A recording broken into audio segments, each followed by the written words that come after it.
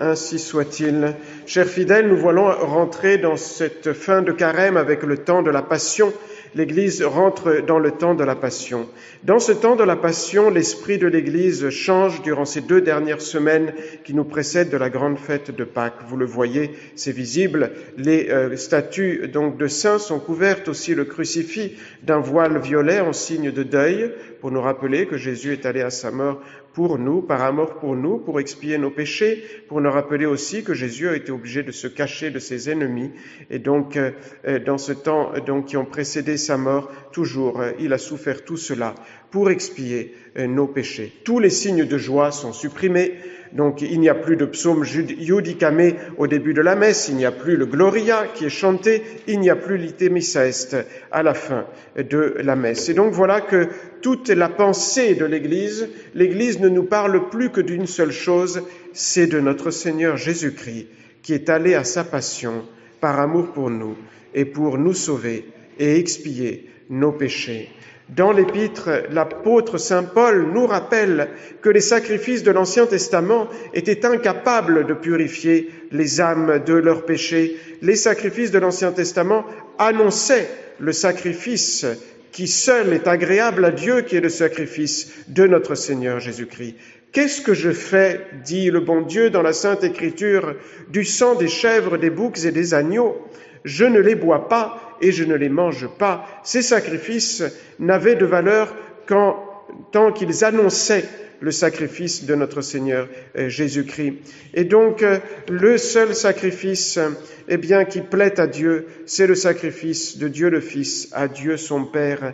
Jésus, le Messie, annoncé depuis Adam et Ève pendant tout l'Ancien Testament, va s'offrir pour nous sur la croix. Et ce Jésus est la deuxième personne de la Sainte Trinité. Jésus le rappelle dans l'Évangile que vous venez d'entendre. Il dit aux pharisiens, en vérité, je vous le dis, avant qu'Abraham ne fût, je suis. Et donc Jésus affirme sa divinité. Il a existé avant Abraham, avant tous les hommes, parce qu'il est Dieu. Malheureusement, vous le savez, les Juifs, une grande partie des Juifs, et à toutes les générations, une grande partie des hommes refusent de reconnaître la divinité de notre Seigneur Jésus-Christ. Et donc voilà que Jésus est allé porter volontairement sa croix, et donc pour nous, et cette contemplation de la passion que nous faisons durant ces 2 semaines ne doit pas être stérile, mais bien, chers frères, nous devons nous rappeler que c'est donc pour nous, pour nos péchés, que Jésus-Christ a été crucifié. Et nous devons nous exciter à bien regretter nos péchés profondément, à avoir ce ferme propos de nous améliorer, de nous corriger, de ne plus commettre les mêmes péchés. Vous savez bien que dans les commandements de l'Église, parmi les 6 principaux commandements de l'Église, il y a celui de la confession annuelle.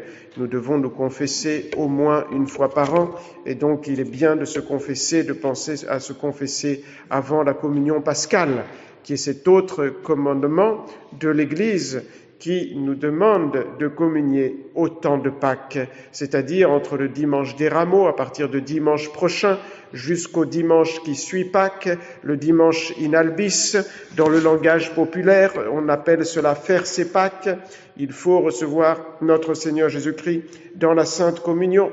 Jésus, dans l'Évangile, dit clairement qu'on ne peut rentrer dans la vie éternelle si on ne mange son corps et si on en boit son sang, mais Jésus a laissé le soin à la Sainte Église de préciser quand il fallait remplir ce commandement qu'il nous a donné, et c'est au temps de Pâques. Et donc ces 2 sacrements, le sacrement de la confession, le sacrement de la communion, nous accompagnent tout au long de notre vie chrétienne, et ce sont ces 2 sacrements qui font les bons chrétiens.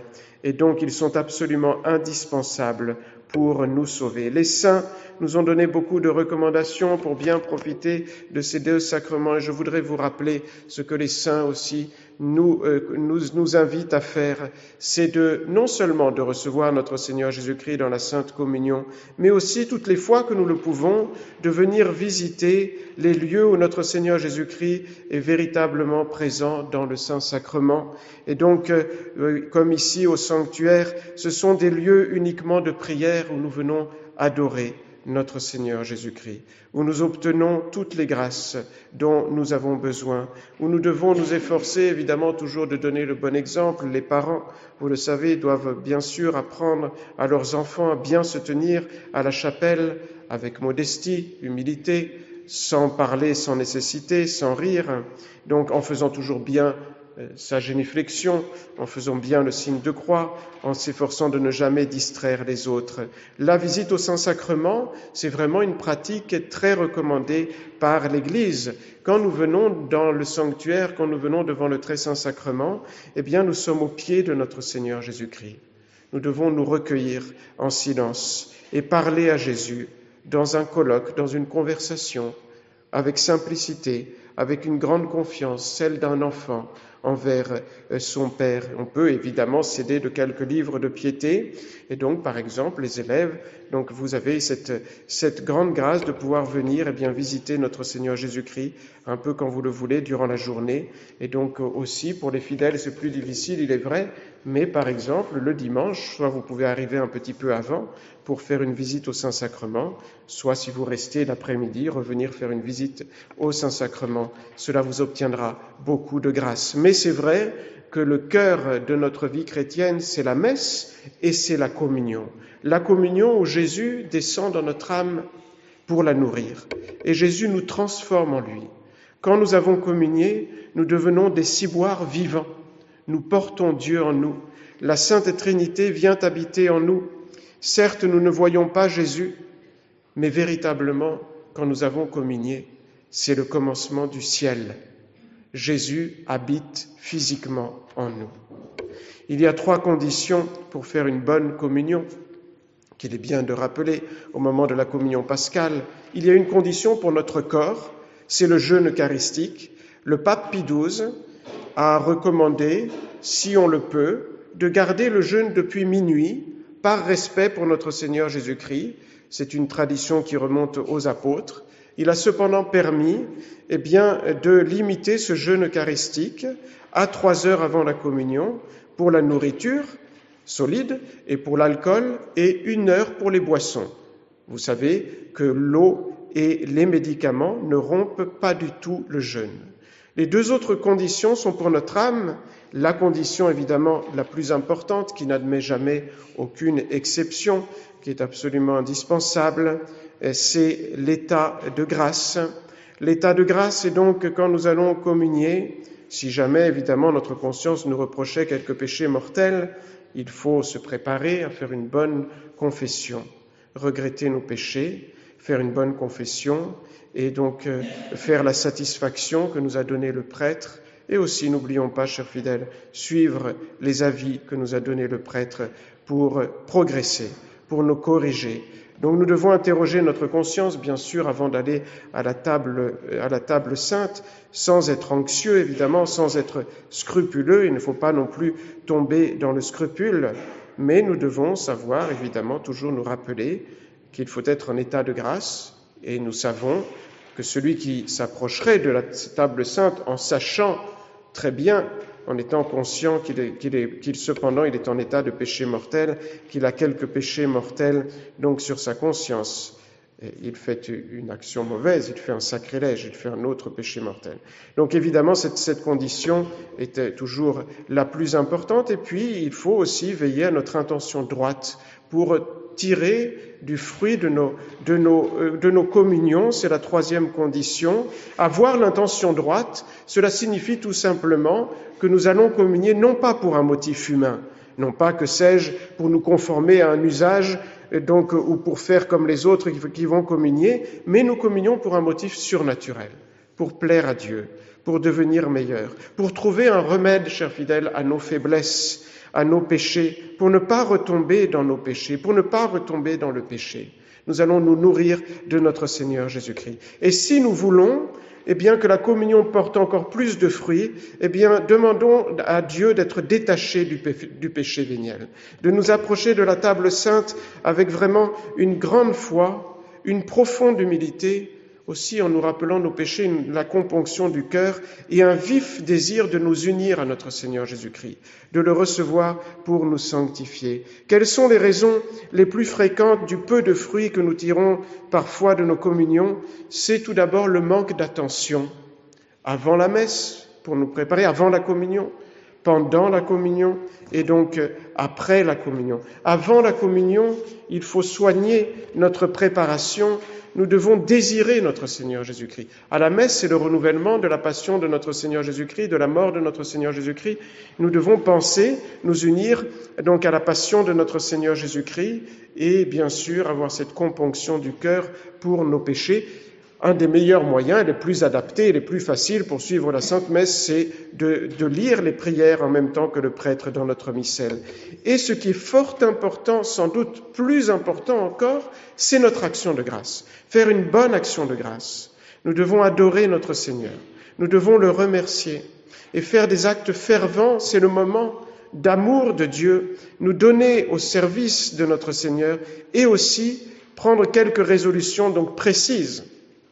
Nous ne pouvons pas prétendre recevoir les grâces de notre Seigneur Jésus-Christ, lui qui vient dans notre âme avec les mains pleines de grâce, eh bien si nous le laissons repartir sans lui avoir adressé la parole, donc en l'ayant laissé en quelque sorte dans un coin de notre âme, nous le recevons, c'est notre hôte divin, n'est-ce pas, le roi des rois qui vient dans notre âme, et donc nous devons soigner notre action de grâce. Normalement, il faudrait, si c'est possible, faire une action de grâce de 1/4 d'heure, de 15 minutes. Parfois, ce n'est pas possible, donc à partir du moment où nous communions jusqu'au moment où nous finissons notre action de grâce. Et parfois, ce n'est pas possible, et donc nous devons supplier, en tout cas par la ferveur. Et si c'est possible, reprendre plus tard notre action de grâce durant la journée, même l'après-midi. Revenir à la chapelle ou chez nous, continuer un petit peu notre action de grâce. Ou tout simplement, chers fidèles, vous qui parfois venez de très loin, faites des sacrifices parfois grands pour venir à la Sainte Messe, vous pouvez très bien continuer votre action de grâce dans la voiture durant le voyage. Le bon Dieu est très honoré de cela, de ces sacrifices faits pour bien le recevoir et pour profiter de la communion. Alors ne nous éloignons pas de la communion par peur de ne pas bien communier, comme faisaient les jansénistes, mais faisons des efforts, chers fidèles, pour être dans les bonnes dispositions, et pour faire des communions qui soient ferventes et autant que nous le pouvons aussi fréquentes. Et cela m'amène à vous dire quelques mots sur l'assistance à la Sainte Messe. Sur l'assistance à la Sainte Messe qui est si importante, assister à la messe pour beaucoup d'entre vous, et ce n'est pas récent, cela date d'il y a 60 ans, n'est-ce pas, pratiquement maintenant, ou 56 ans. Et donc, il est difficile d'assister à la messe. Il faut faire un long voyage parfois, depuis justement la promulgation par Paul VI du nouvel Ordo Missé. C'était le 3 avril, ça fait juste 56 ans, 1969. Nous avons encore fêté ce triste anniversaire, donc par lequel, après une succession de réformes, on peut dire que Paul VI a protestantisé le rite de la messe. Il a comme réalisé ce rêve horrible de Luther, n'est-ce pas, on pourrait dire désacraliser donc la Sainte Messe. La Sainte Messe a été envahie par la parole. On s'est mis à beaucoup parler durant le rite, donc qui normalement doit être la messe. On a enlevé cette prière silencieuse, cette adoration, et surtout on a touché au rite, vous le savez, l'offertoire a été complètement détruit. Il a été complètement remplacé par des prières qui ne signifient plus l'oblation de notre Seigneur Jésus-Christ pour nos péchés, qui sont tirées d'un rituel juif. Les paroles de la consécration, on les a changées en un récit historique dans la première version du nouveau rite de Paul VI. Comme titre des paroles qui normalement sont consécratoires, il était mis narratio institutionis, récit de l'institution. Et donc, il y a eu ces changements profonds dans le rite, donc, de la très sainte messe. Et donc, il y a eu bien sûr des oppositions fortes, donc courageuses, pleines de foi, dès le début à l'instauration de cette ce nouveau rite, donc il y a 56 ans. Malheureusement, ils n'ont pas été assez nombreux, n'est-ce pas, les personnes, les prêtres et les fidèles qui se sont levés, beaucoup de personnes, et donc finalement ont accepté ce nouveau rite, ou se sont résignés, ou alors malheureusement ont fini par déserter les églises par un manque de foi pour rechercher la véritable messe et la véritable foi. Et je voudrais justement vous rappeler, chers fidèles, vous dire quelques mots. Comment est-ce qu'on en est arrivé là, à cette révolution de la liturgie, donc par le modernisme dans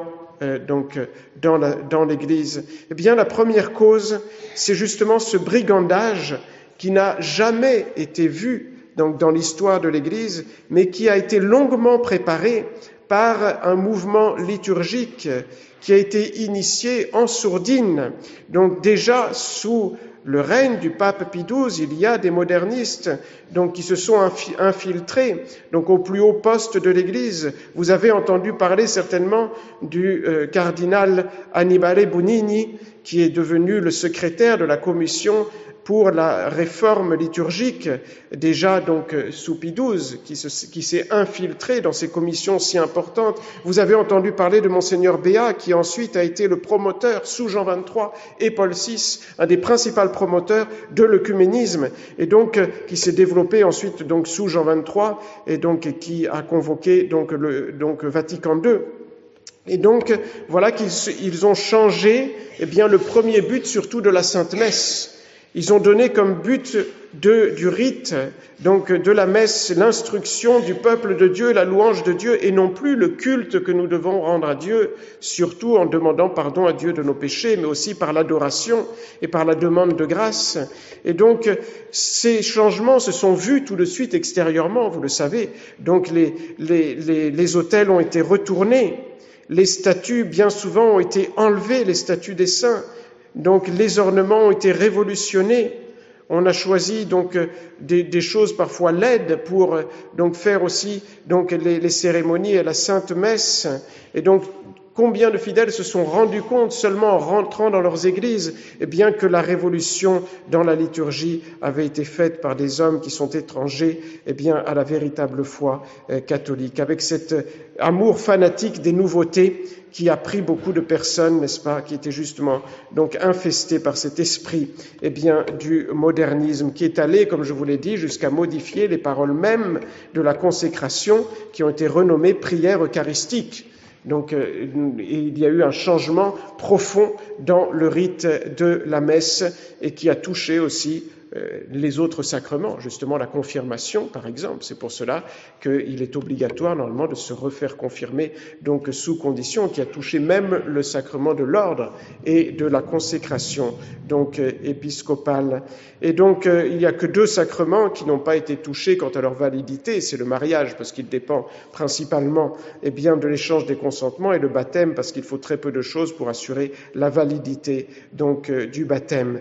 Et les 2 autres causes on pourrait dire de la réussite en quelque sorte de ce coup de maître de Satan, il y a une cause qui en soi pourrait être légitime, mais qui a été un principe catholique qui a été donc appliqué à faux. Vous savez que les catholiques doivent vénérer le pape et l'Église enseignante, n'est-ce pas, comme maîtresse infaillible et guide de leur foi, n'est-ce pas, et ce principe est vrai, il sera toujours vrai, mais malheureusement, par un manque de foi, par un manque d'exercice de la foi, par un manque aussi d'instruction, les catholiques n'ont pas discerné, donc de façon coupable ou non, Dieu seul le sait, que les personnes donc qui faisaient partie de l'Église enseignante avaient déserté leur mission et avaient fait schisme d'avec notre Seigneur Jésus-Christ, et donc avaient perdu l'autorité de notre Seigneur Jésus-Christ.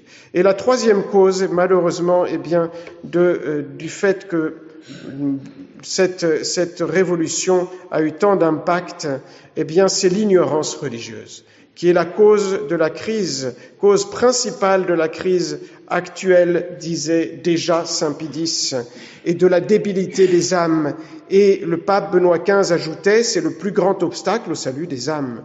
Les innovateurs, ont misé en quelque sorte sur cette ignorance au sujet des exigences de la foi et sur la messe. Et ils ont réussi à pervertir bien des esprits à cause de cette ignorance de la foi. Et c'est pour cela, chers fidèles, qu'il est très important de continuer à se former dans la doctrine et en particulier sur la doctrine de la messe, en nous rappelant que la messe, le renouvellement du sacrifice de la croix, qu'il n'y a que des différences accidentelles entre le sacrifice de la croix et le sacrifice de la messe. À la messe, comme sur la croix, c'est le même prêtre, c'est la même victime qui sont présentes, c'est notre Seigneur Jésus-Christ, le prêtre principal et la victime.